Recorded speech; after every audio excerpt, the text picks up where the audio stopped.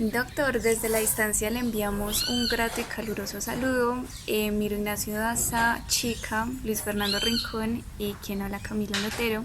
Le vamos a exponer en este video sobre el derecho a impugnar la primera sentencia condenatoria o como también lo llaman, el derecho a la doble conformidad. Doctor, entonces lo invitamos a que vaya por un cafecito y tome asiento porque así iniciamos. En primer lugar, es importante señalar la diferencia entre la doble conformidad y la doble instancia, ya que en la cotidianidad suele pensarse que son conceptos similares, pero no. En realidad, el derecho a impugnar la sentencia condenatoria consiste en que todo condenado pueda cuestionar su condena y pues que ésta solo quede en firme si otro juez con capacidad de revocarla la confirma. Por eso algunos hablan del derecho a la doble conformidad. Por su parte, la doble instancia consiste en que la sentencia inicial pueda ser apelada, usualmente por cualquiera de las partes, ante un superior que pueda revisarlo.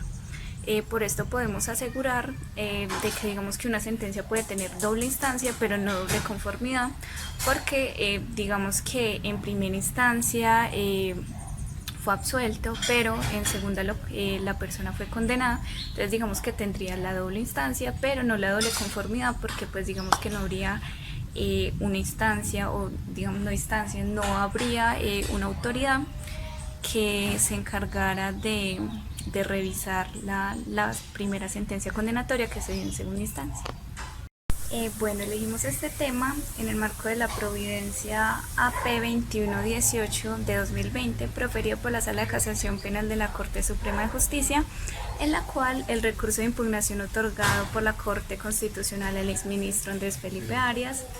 en tutela SU 146 de 2020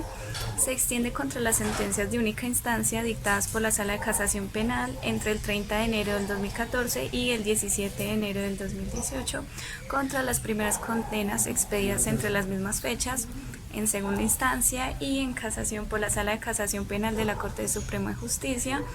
y contra las primeras condenas dictadas en segunda instancia por los tribunales superiores del distrito y el Tribunal Superior Militar, respecto de las cuales la persona condenada no haya contado con la oportunidad de ejercer pues, su derecho a impugnar la primera sentencia condenatoria. Debe tenerse en cuenta que el motivo de estas fechas, es decir, el 30 de enero del 2014, se debe a que en esta fecha la Corte Interamericana de Derechos Humanos dictaminó que el Estado de Surinam le había vulnerado a un exministro el derecho a impugnar ante un superior funcional la primera condena dictada en su contra,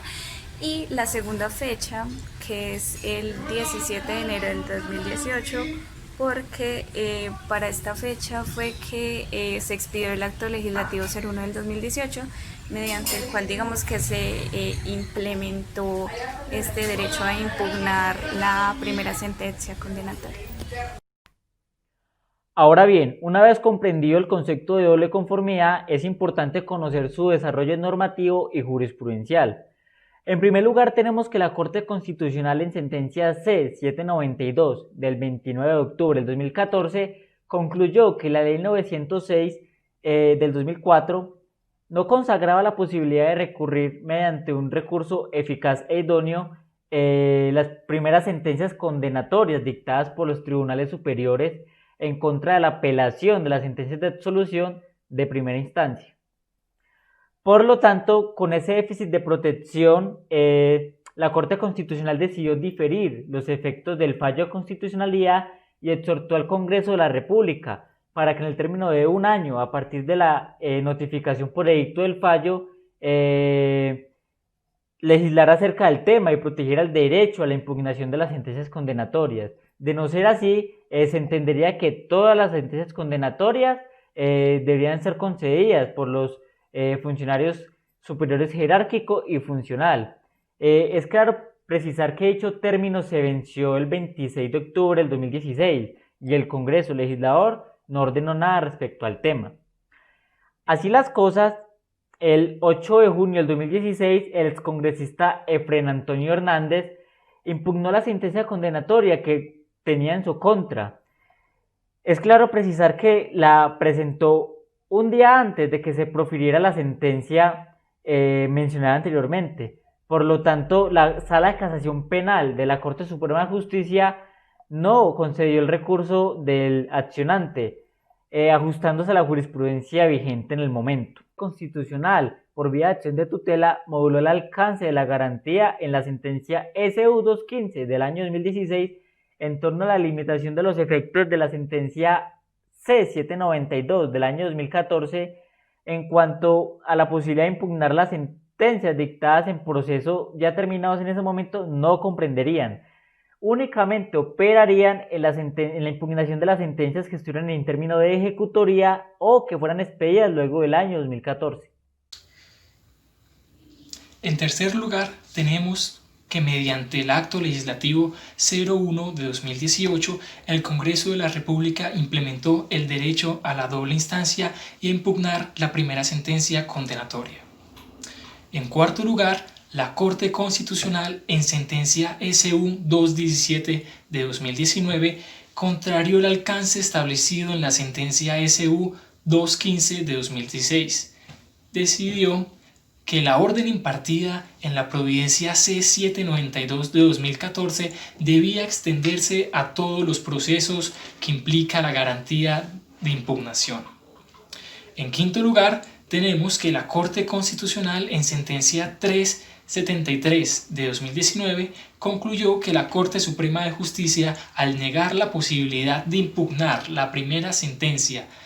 condenatoria a un acusado, viola directamente el numeral 7 del artículo 235 de la Constitución Política de Colombia.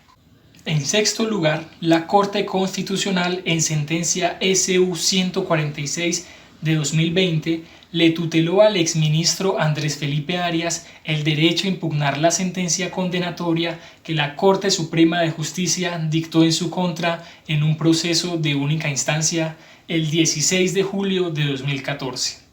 Aun siendo una condena proferida anterior al Acto Legislativo 01 de 2018, por cuanto el estándar de protección del derecho a impugnar la sentencia condenatoria contra forados constitucionales condenados en procesos de única instancia resulta entonces exigible desde el 30 de enero de 2014, fecha en la que la Corte Interamericana de Derechos Humanos dictaminó que la nación de Surinam le vulneró al exministro de dicha nación el derecho a impugnar ante un superior funcional la primera condena dictada en su contra. Por lo tanto, la Corte Constitucional, a través de esta sentencia, cambió su jurisprudencia y otorgó por primera vez efectos retroactivos a la garantía de doble conformidad. Lo anterior, teniendo en cuenta que en la materia tratada es imperativo acudir por virtud al bloque de constitucionalidad en sentido estricto a los artículos 14, numeral quinto, y el artículo 15 del Pacto Internacional de Derechos Civiles y Políticos, y el artículo octavo en su numeral segundo y el artículo noveno de la Convención Americana sobre los Derechos Humanos. Lo anterior adquiere gran importancia teniendo en cuenta que un fallo de tutela con efecto interpartes suprimió los límites temporales de protección de la garantía procesal de doble conformidad que se establecieron en una sentencia constitucional erga omnes, es decir, en la C792 de 2014. Ahora bien, finalmente tenemos que en la Providencia AP 2118 de 2020 la Corte Suprema de Justicia, al resolver el recurso de impugnación presentado por el defensor del señor Efren Antonio Hernández, conectado en única instancia, pues digamos que además de concederle al condenado la impugnación, dispuso en cumplimiento del derecho fundamental a la igualdad y la normativa manifestada anteriormente, que el recurso de impugnación que se le otorgó al exministro Andrés Felipe Arias es procedente contra las sentencias de única instancia dictadas por la Sala de Casación Penal entre el 30 de enero de 2014 y el 17 de enero del 2018, y contra las primeras condenas expedidas en las mismas fechas en segunda instancia y en casación por la Sala de Casación Penal de la Corte Suprema de Justicia, contra las primeras condenas dictadas en segunda instancia por los tribunales superiores del distrito y el Tribunal Superior Militar, respecto de las cuales la persona condenada no haya contado con la oportunidad de ejercer el derecho a la doble conformidad. Ante el vacío normativo en la regulación del trámite mínimo para el ejercicio del derecho de impugnación, la Corte Suprema de Justicia fijó el límite temporal para la interposición de dicho recurso. Dicho plazo se vence el 20 de noviembre del 2020. En conclusión, es claro para la Corte Suprema de Justicia que a partir de la ejecutoria de la sentencia SU 146 del 2020, la misma generó efectos vinculantes no solamente para el demandante en el caso en concreto, sino para todos aquellos en similares circunstancias. No debe olvidarse que el proceso penal es un escenario de realización de derechos fundamentales en el marco de principios y reglas preexistentes al acto en el que se imputa. El debido proceso se debe garantizar y realizar el principio de igualdad, debido a que el derecho a impugnar la primera sentencia condenatoria, más que un asunto de estructura, es una garantía instituida a favor de quien es declarado penalmente responsable, al margen de una instancia o el estadio procesal en el que es condenado. Una vez precisados los alcances en la jurisdicción penal, es preciso y pertinente hablar sobre las facultades que se otorgó la Corte Constitucional respecto al derecho a la impugnación a la doble conformidad, que son varios puntos que también fueron vistos en clase y que vamos a desarrollar a continuación. El primer punto que la Corte se facultó para este tema fue exhortar al Congreso de la República para regular el derecho a la impugnación. El segundo punto fue que moduló el alcance de la garantía, señalando que los efectos del derecho a impugnar no operarían para las sentencias que ya estaban terminadas para la fecha, que fue el año 2014. El tercer punto contrarió el alcance y la delimitación del punto anterior, y este dijo que todas las sentencias, las primeras sentencias condenatorias, tenían derecho a impugnar siempre y cuando tuviera la garantía de tal impugnación.